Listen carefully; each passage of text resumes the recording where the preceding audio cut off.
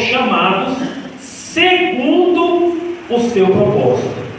Porquanto, aos que de antemão conheceu, também os predestinou, para serem conformes à imagem do seu Filho, a fim de que ele seja o primogênito entre muitos irmãos. E aos que predestinou, a estes também chamou. E aos que chamou, a estes também justificou. E aos que justificou, a estes também glorificou. Repita comigo o verso 30, vamos todos juntos. E aos que predestinou, a estes também chamou. E aos que chamou, a estes também justificou. E aos que justificou, a estes também glorificou. Pode se assentar, amém? Eu quero que você curva a sua cabeça comigo e ore comigo mais uma vez. Pai eterno, Pai divino e Pai santo, nesse momento, Deus, iremos mais uma vez fazer menção acerca da Tua palavra. Sabemos do Teu poder, Deus. Sabemos que estamos diante da espada do Espírito, que é a Tua palavra. Deus, nós estamos cansados de pregações que fazem as pessoas pularem, ao invés de dobrarem os seus joelhos perante a cruz de Cristo. Ó Deus, nós estamos cansados de palestras e de ensinamentos frios que nada têm da Tua graça. Por isso rogamos, ó Deus, da Tua graça e da ação do Teu Espírito sobre este lugar. Toma mentes e corações cativos à obediência de Cristo. Glorifica Teu nome, avança Teu reino e edifica a Tua igreja. É o que te rogamos nesta noite, na Tua dependência. Amém. Deus é quem guia a história da humanidade por caminhos que por fim levarão à sua glória. Deus é quem meticulosamente controla a história, como ela ocorre e tudo que nela ocorreu. Ele controla tudo, irmãos, não só a história, tudo. Aleluia. Tanto nos céus como na terra. E vemos um pouco dessa ideia do que eu estou falando expressa naquele famoso ditado popular: nenhuma folha cai ao chão sem a permissão de Deus. Glória a Deus. E sobre o que esse ditado diz? O que ele quer dizer? Tudo que eu acabei de falar diz respeito à soberania de Deus. Deus é soberano também quando se trata da nossa salvação. Ele é soberano nos céus, soberano na terra. É soberano no passado, no presente e no futuro. E ele é soberano até mesmo sobre uma folha que cai ao chão. Não seria ele também soberano sobre a nossa salvação? Quando se trata da nossa salvação, a soberania de Deus também governa. Nossa salvação é uma obra de Deus. É Deus quem opera a salvação. Ele a começou no passado, Ele está a operando no presente e Ele a concluirá futuramente.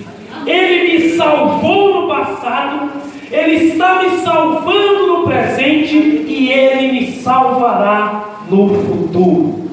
É uma obra totalmente de Deus, do início ao fim. Eu já preguei aqui em Filipenses capítulo 1, verso 6. Estou plenamente certo, estou convicto de que aquele que começou a boa obra em vós, quem começou essa boa obra? O próprio Deus. O que ele fará? Ele há de completá-la até o dia da vinda de Jesus Cristo. Deus é quem salva. Isso todos nós sabemos. É uma unanimidade aqui entre nós. Todos nós sabemos disso. Deus é quem salva. Mas eu quero me aprofundar nesse assunto em um sentido bem maior, dizendo que Deus não só salva, não só salvou, não só está salvando, mas planejou detalhadamente essa salvação. Ele mesmo guiou em pessoa todas as etapas desta salvação. Louvado seja Deus. Ele planejou detalhadamente e guiou e guia todas as etapas da obra da salvação que é operada em nós. E é sobre esse assunto, irmãos, que eu quero tratar essa noite com vocês. A soberania de Deus guiando e executando a salvação. A soberania de Deus guiando e executando as etapas da nossa salvação. E assim como na leitura oficial, eu enfatizei o verso 30. É sobre ele que nós falaremos essa noite. É nele que nos basearemos para compreendermos as etapas dessa salvação que Deus opera em nós. Primeiro ponto, primeira etapa da salvação. Onde começou a salvação? Onde Deus começou a te salvar? Verso de número 30, parte A. E aos que predestinou. O primeiro ponto da salvação é a predestinação. O que é predestinação? É uma ordenação antecipada. Ao que se refere isso? Antes. Destinação de destino. Ou seja, antes de tudo, antes mesmo de você começar a caminhada, Ele já marcou onde você chegaria. Você entende? Esse é o sentido de predestinação. É uma ordenação antecipada. Refere-se à decisão de Deus, tomada antes do mundo vir a existir, com respeito ao destino final de pecadores como eu e você, que fomos escolhidos para a salvação e a vida eterna. Antes que tudo viesse a existir, antes mesmo que você viesse a nascer, antes que o mundo fosse criado, Deus planejou a minha e a tua salvação. E Ele não só planejou, como Ele a decretou. Louvado seja Deus. Não porque Deus previu alguma boa obra em mim, não. Deus viu o futuro e previu que eu seria bom. Não foi por previsão.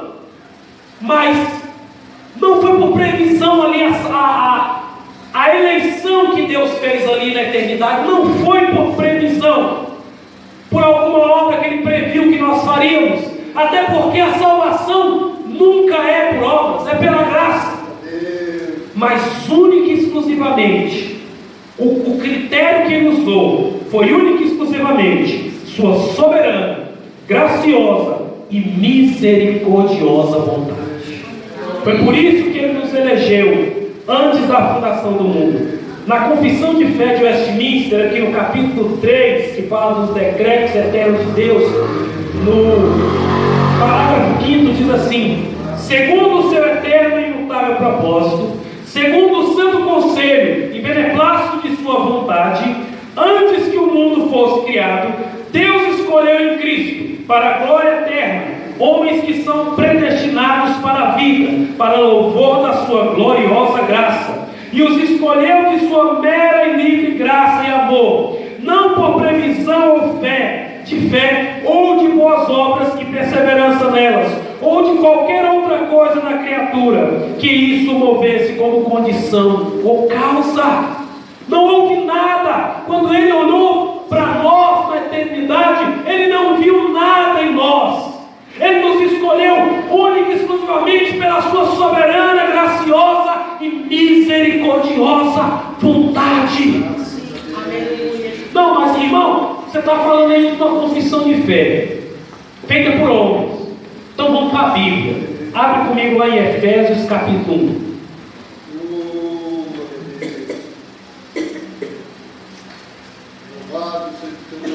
Efésios capítulo 1, verso 3 diz assim: Apóstolo Paulo: Bendito Deus e Pai de nosso Senhor Jesus Cristo, que nos tem abençoado com toda sorte de bênção espiritual nas regiões celestiais em Cristo. Preste atenção no verso 4. Assim como nos escolheu nele, em Cristo, antes da fundação do mundo, para sermos santos e irrepreensíveis perante ele em amor, e nos predestinou para ele, para a adoção de filhos, por meio de Jesus Cristo, segundo o beneplácito de sua vontade, para o louvor da glória da sua graça.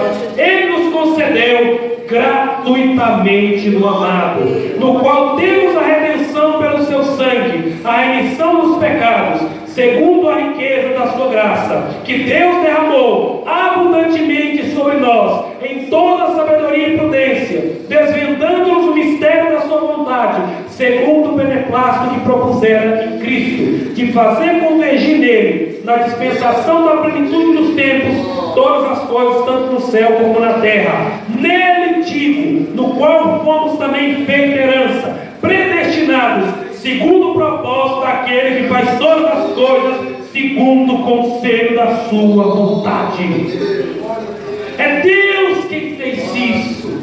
É Deus quem fez antes da fundação do mundo.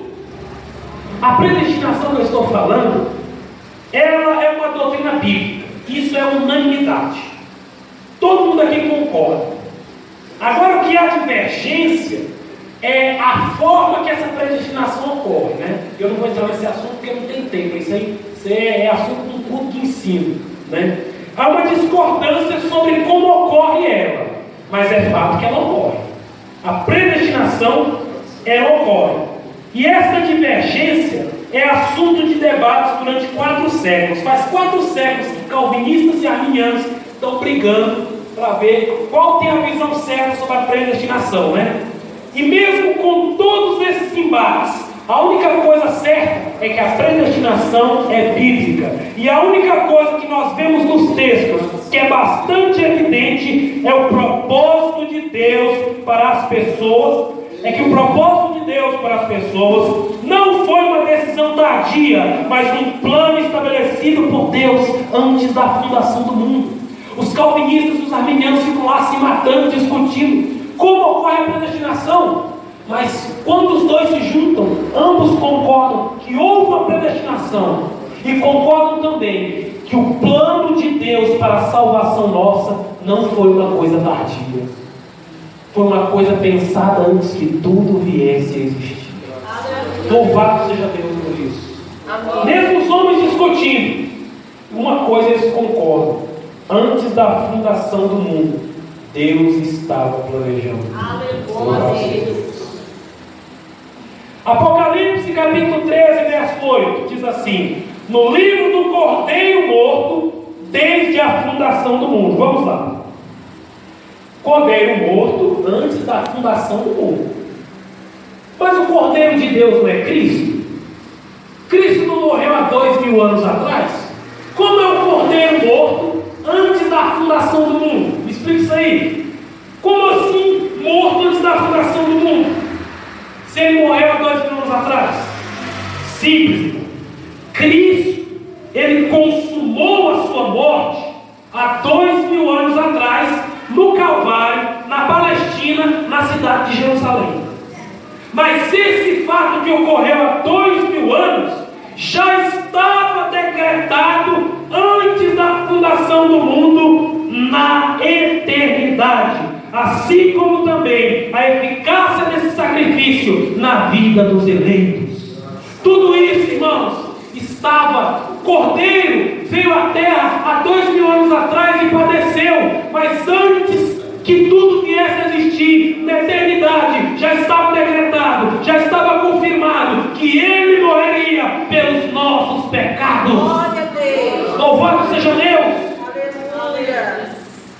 Colossenses capítulo 1, verso 26: o mistério que esteve oculto desde todos os séculos e em todas as gerações, e agora foi manifesto aos seus santos. Amém. Na época de Abraão já estava decretado: o cordeiro foi morto, mesmo antes do cordeiro vir. Na época de Elias estava decretado: o cordeiro foi morto antes mesmo de Jesus vir, porque já estava decretada a sua morte e a eficácia da morte dele na salvação de pecadores como eu e como você. Já estava decretado. Vamos lá. Tudo que hoje experimentamos foi escrito na eternidade. A minha salvação começou na eternidade, antes da fundação do mundo. Louvado seja Deus. Glória a Deus. Segunda etapa da salvação: o chamado. O chamado. Aos que predestinou, a estes também chamou. Uma coisa, você já está percebendo que aqui uma coisa puxa a outra, né? Os que foram predestinados, no tempo certo de Deus, serão chamados ao Evangelho. Como assim? Aquele que foi predestinado, no tempo certo de Deus, ele foi predestinado antes da fundação do mundo. Mas no tempo certo que Deus quer preferir, aí ele vai chamar ele. Você entendeu? Porque não é assim, eu fui eleito antes da fundação do mundo, então quer dizer que eu já nasci crente? Não, você não nasceu crente. Não é porque eu fui eleito antes da fundação do mundo que eu já nasço crente, de modo algum. Mas eu, que já fui eleito por Deus na eternidade, em dado momento da minha vida, ouvirei o chamado do Espírito no meu coração e virei até Cristo. No meu caso, eu fui eleito por Deus antes da fundação do mundo, mas eu só fui chamado aos 13 anos para servir a Deus. O pastor Francisco estava me contando o testemunho dele aqui. Ele foi eleito antes da fundação do mundo, mas ele só foi chamado à comunhão salvadora com Cristo com 30 anos de idade. Então, eu e você fomos eleitos antes da fundação do mundo, mas só fomos chamados a uma comunhão salvadora com Cristo em um dado momento. É o Espírito de Deus quem faz esse chamado. É o Espírito de Deus quem chama. Cristo disse em João 16:8: e o Espírito, quando vier, convencerá o homem do pecado, da justiça e do juízo. O homem, então, convencido da sua necessidade pelo maior pregador do mundo, que é o Espírito Santo, atende ao chamado eficaz para vir e se prostrar aos pés da cruz de Cristo. O que o Espírito usa para fazer esse chamado? Sabe o que o Espírito usa para chamar o pecador? A pregação do Evangelho. Romanos capítulo 10, verso 14. Como crerão de quem nada ouviram? E como ouvirão se não há quem pregue? É por meio da proclamação do Evangelho que Deus chama os seus eleitos. Louvado seja Deus. Um dia você estava ouvindo uma mensagem, alguém pregou para você, e Deus usou aquela palavra e disse: através dela eu todos atrairei a mim. Deus poderia usar muitas formas para salvar o homem, mas como diz o apóstolo Paulo em uma das suas cartas, aprove Deus salvar a humanidade por meio da loucura da pregação do Evangelho, que é loucura para os que perecem, mas para nós que somos salvos, que fomos chamados eficazmente pelo Espírito, é o poder de Deus para a nossa salvação. Louvado seja Deus. Vamos fazer uma pergunta aqui para você, quem é que sabe? Qual a espada do Espírito em Efésios 6? Palavra de Deus. A espada do Espírito em Efésios 6 é a palavra de Deus. A palavra de Deus é a espada que o Espírito usa para penetrar no coração duro de pedra do do pecador, atingindo o seu amado, atingindo a sua alma, atingindo o seu interior e fazendo ele se render ao poder de Deus para a salvação do Evangelho. Ainda que o pecador coloque uma grande coraça, porque não quer servir a Deus, porque não quer se prostrar diante dele, Deus pega, o Espírito Santo pega a sua espada, que é a sua palavra, e penetra dentro do coração desse pecador, e esse pecador então que não reconhecia é obrigado a se prostrar diante daquele Deus que pode todas as coisas. Foi assim com Saulo de Tarso. Saulo de Tarso estava resistindo a Deus, resistindo à sua graça, como muitos aí no mundo resistem à graça de Deus. Foi aí então que Deus o fez cair do cavalo, dizendo: eu sou a Jesus Cristo, a quem tu persegues. Duro é para ti recalcitrar contra os meus aguilhões. Ou seja, o comportamento de Paulo era como de um boi teimoso, que não queria se submeter à vontade de Deus o guiando. Mas ainda que Paulo fosse como um boi teimoso, Deus pegou os seus aguilhões e colocou uma rédea nele, e a partir daquele momento ele começou a dizer: eu sou Paulo, servo de Jesus Cristo. Louvado seja o nome do Senhor. Amém. Deus pega o pecador, ainda que o pecador não queira, Deus vem e traz para a comunhão com ele. Como é que é isso, irmão? Quer dizer que Deus vai pegar no cabelo e vai trazer obrigado? Não é assim não. Deus vai pegar aquele pecador e vai tocar nele de uma tal forma que vai transformá-lo, de modo que a ele vir a Cristo não vai ser um peso, mas vai ser um privilégio. Deus não pegou Paulo e disse assim: não vai me servir a força, não. Mas Deus fez ele cair do cavalo, para que ele visse a condição dele. Então aí Deus o atraiu graciosamente pelo Espírito Santo. Louvado seja Deus. É isso que Deus faz. Deus pega o pecador e penetra com a sua espada. O Espírito Santo penetra com a sua espada, que é a palavra, no coração do pecador, e rompe todas as suas barreiras, e entra dentro do seu coração incircunciso. Como Agostinho, um dos pais da igreja, escreveu em um poema acerca da sua conversão: feriste o meu coração com a tua palavra e eu te amei. Louvado seja Deus. Agostinho foi um dos pais da igreja, um dos homens que viveram logo após a morte de todos os apóstolos, um dos líderes da igreja. E ele, ao relatar sua conversão, escreveu um poema que está num livro chamado Confissões de Agostinho. E ele escreveu nesse poema bem assim: ó Deus, feristes o meu coração com a tua palavra e eu te amei. É isso que ele faz.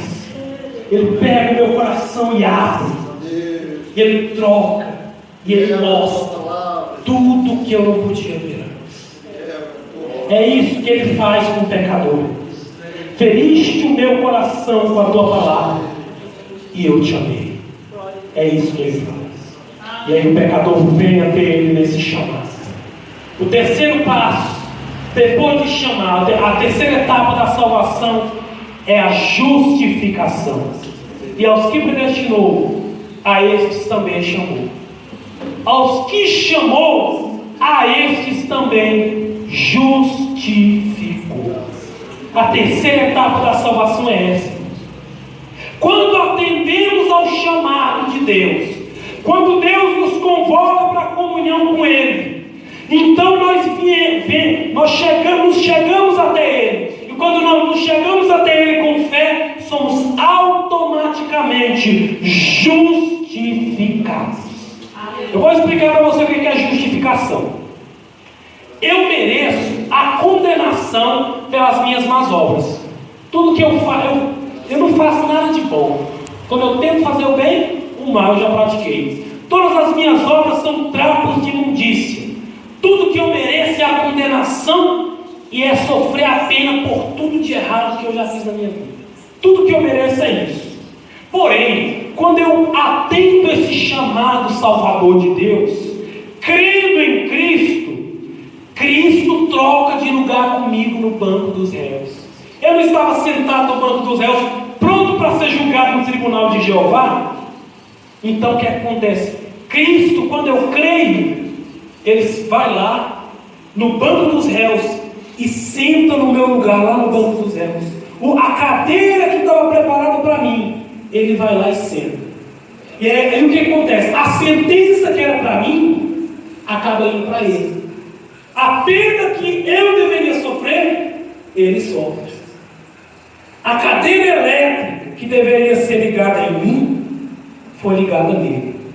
E sobre ele veio toda a descarga, não da eletricidade humana, mas da ira de Deus na cruz, porque o meu pecado estava sobre Cristo. E Cristo, de braços abertos, suporta toda a pena por nós. Cristo trocou de lugar comigo. É como se houvesse duas pessoas aqui. As obras desse eu coloco nesse, e as obras desse eu coloco nesse. Foi isso que aconteceu. Cristo trocou de lugar conosco. O Cordeiro. Acho que nós vamos estudar isso na escola dominical. Não estamos falando de escola dominical, não. Escola bíblica. É domingo, é terça. Aí, o Cordeiro, quando ele era colocado no altar do holocausto, o que acontece? O sacerdote colocava a mão sobre ele e ele transferia o pecado do povo para o Cordeiro. Aí o Cordeiro ia e era morto. Então, Cristo é o Cordeiro de Deus. Por quê? Porque ele foi posto no altar. Qual era o altar? O altar era o Calvário. O Calvário era o altar do sacrifício ali. Quem era o sacrifício?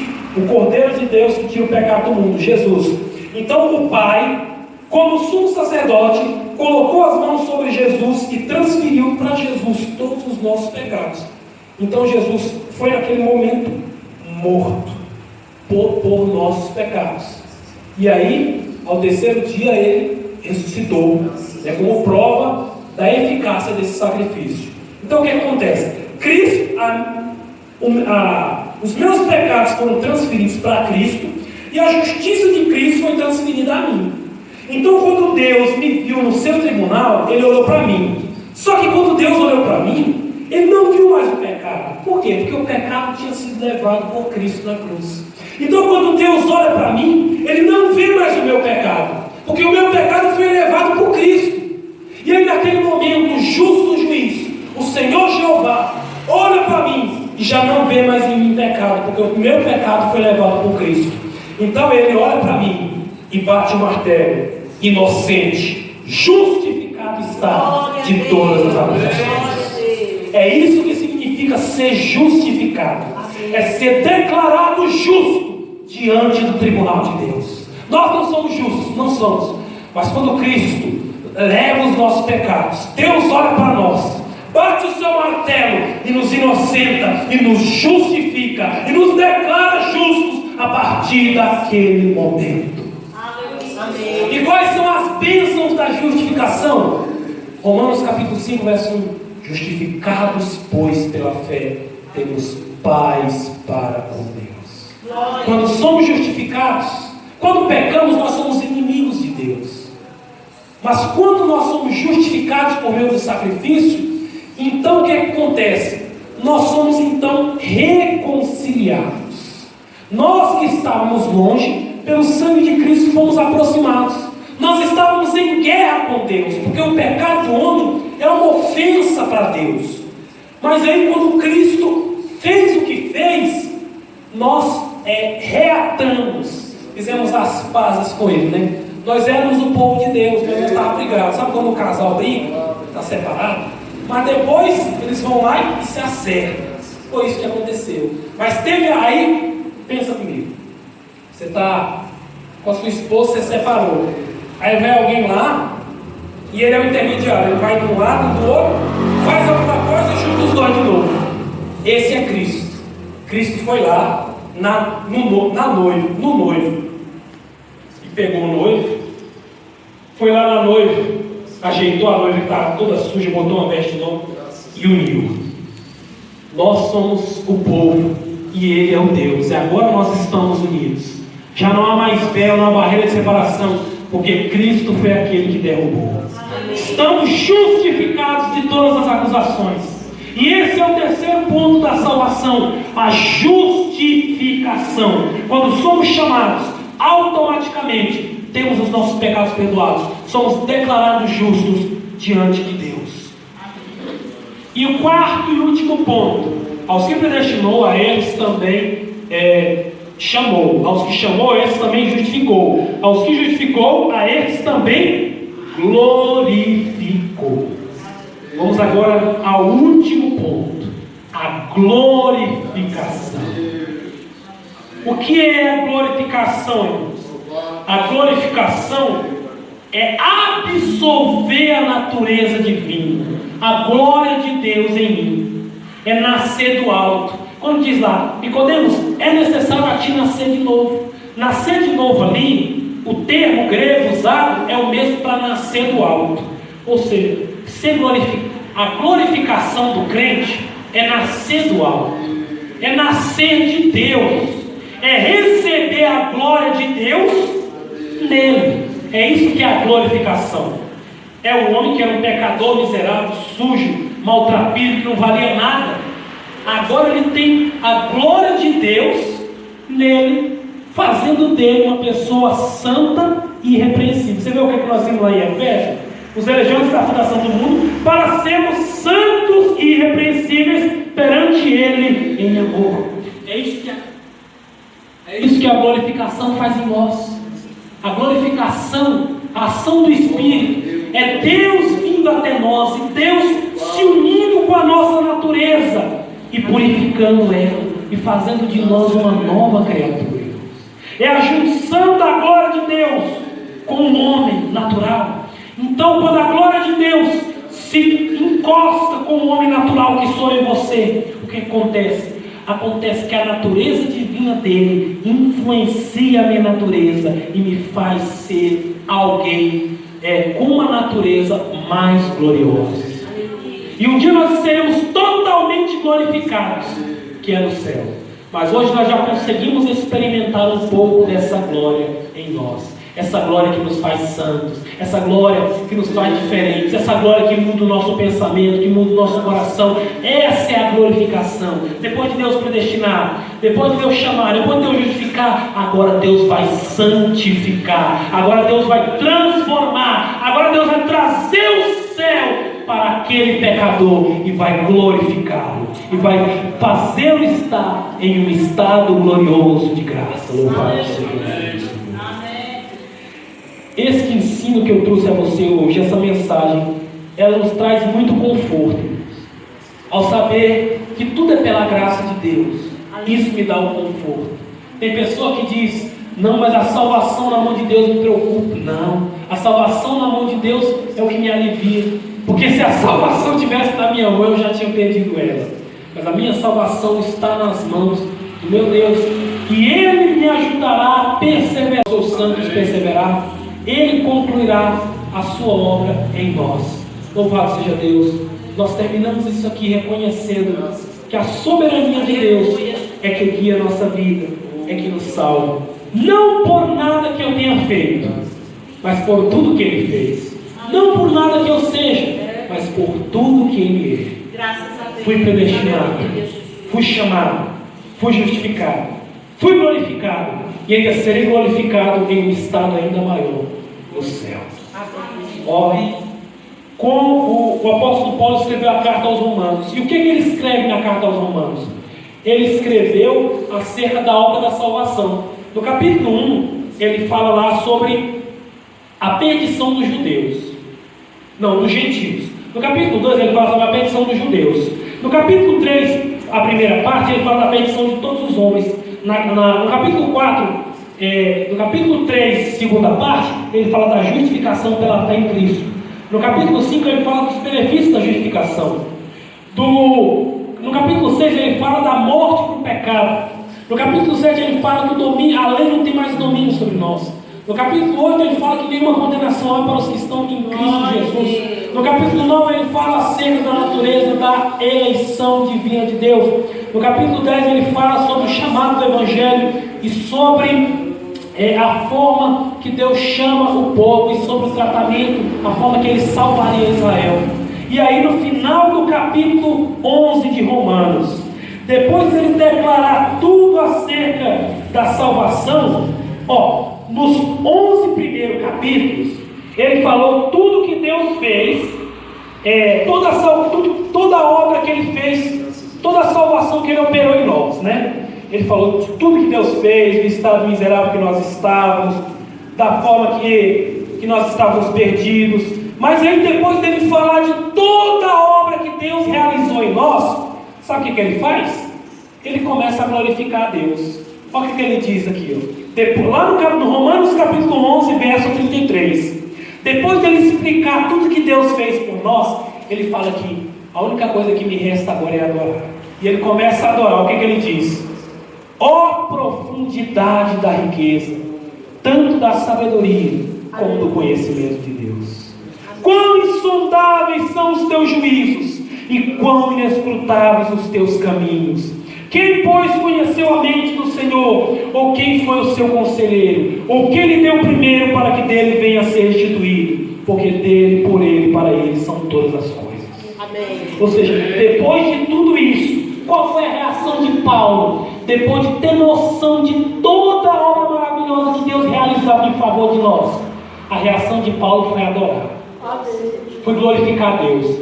E eu espero que essa reação seja também a nossa. Depois de você saber de tudo que você soube aqui hoje, que a tua reação seja se prostrar e louvar a Deus. Vamos orar rapidamente. Senhor, acabamos agora de